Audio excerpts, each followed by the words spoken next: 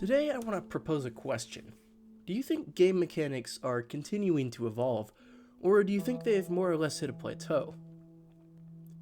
In the 90s and 2000s, technology was advancing, and it wasn't super hard for games to run anymore.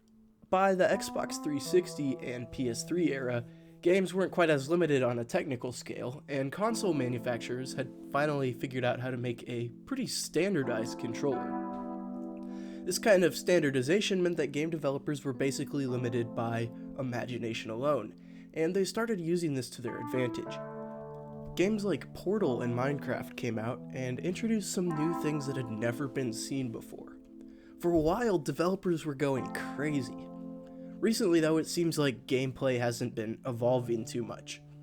Sure, we've had some really good games like Elden Ring and Black Myth Wukong. They're very high quality that you do have to admit that in terms of mechanics, nothing in them is completely original. These developers have chosen to make their games out of well-established mechanics they have combined and honed to make end products that are very, very good. This isn't necessarily a problem, but I'd like to find out something kind of critical. Are studios struggling to come up with new mechanics, or are they just lazy? And if they aren't trying to innovate, does it even matter? Are all of the ideas just gone? Today, I'm looking to find out what happened to innovation in gameplay. I remember my first time playing Superhot a few years ago on Nintendo Switch. It came out about 8 years ago and has since gained quite a loyal following. The gameplay was really good too, with some slow-mo action the likes of which I had never seen. I'm sure we all have a game like that, something we remember playing that blew us away, with something we'd never seen before. However, for most of us, it's likely been a long time since then. Speaking purely anecdotally, it almost makes me suspect that game mechanics as a whole haven't advanced too much in the past few years. I personally suspect that this is because the game industry, at least at a higher corporate level, is very well established at this point. Loads of genres have popped up.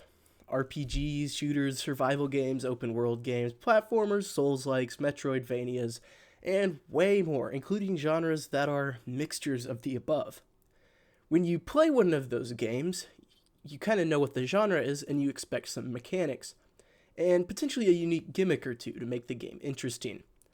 Those gimmicks are very important, but that's just a little bit of a side note.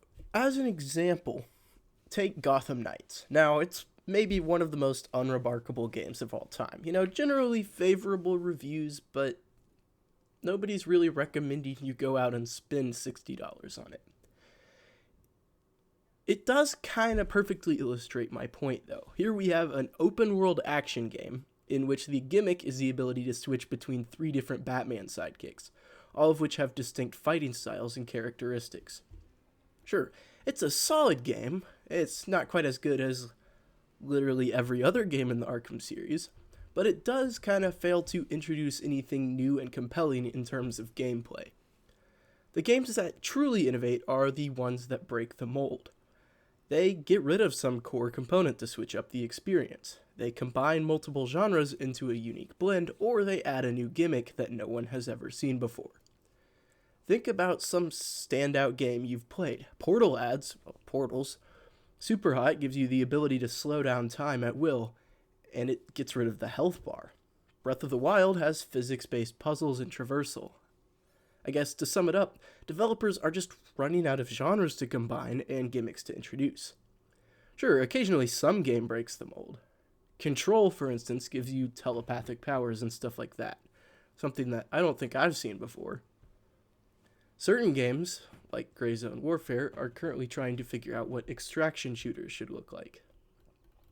Games like Lethal Company and Helldivers 2 are changing the landscape of multiplayer experiences. Innovation isn't dead, but when we talk about mechanics, it's slowing to a crawl, with a few games in specific that are just barely pushing the boundaries.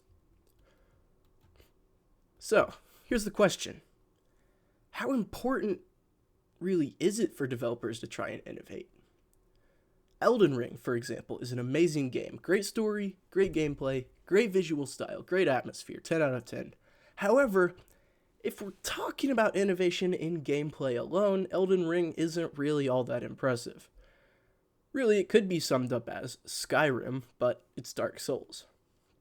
However, FromSoft wasn't really worried about that. They weren't trying to make revolutionary new gameplay.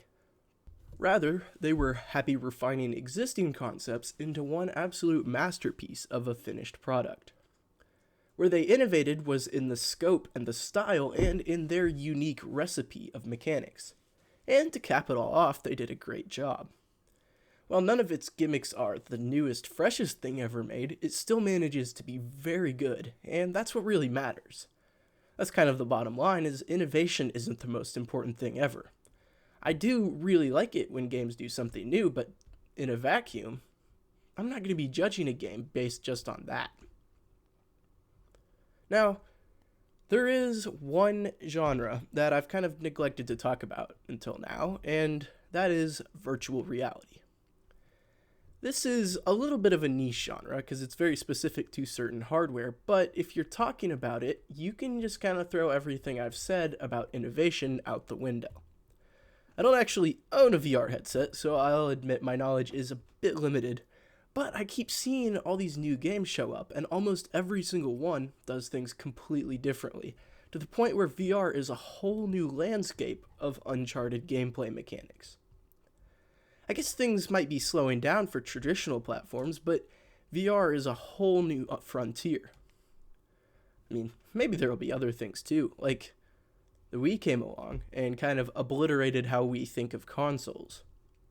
Games are always going to be innovating.